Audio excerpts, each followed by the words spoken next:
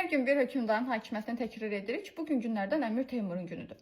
Əmir Teymur 1370-1405-ci illərdə hakimiyyətdə olmuş şəxsdir. Teymurilər dövlətinin yaradıcısı. Onu da qeyd edək ki, Sərbədarilər üsyanını Əmir Teymur yatırmayıb. Sərbədarilər üsyanı Monqollara qarşı baş verən 1365-66-cı illərdə baş verən üsyan idi.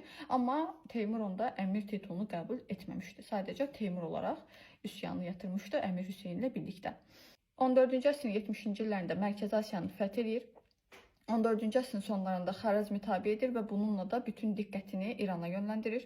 1385-1388-ci illərdə 3 illik yürüşü zamanı İran, Ərəb İraqı və Dəməşq, Şam şəhərlərini ələ keçirir və Anadoluda olan bəzi hakimlərə öz hakimiyyətini tanıtmışdı.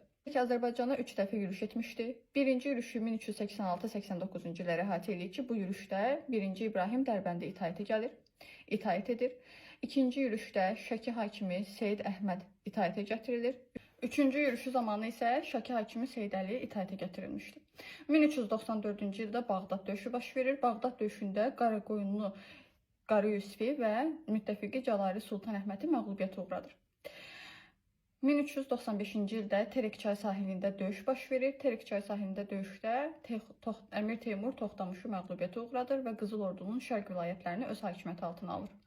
1402-ci ildə Ankara döyüşü baş verir. Ankara döyüşündə Osmanlıları məğlubiyyətə uğradır və Osmanlıların Konstantinopolu fəth etməsini 51 il gecikdirir.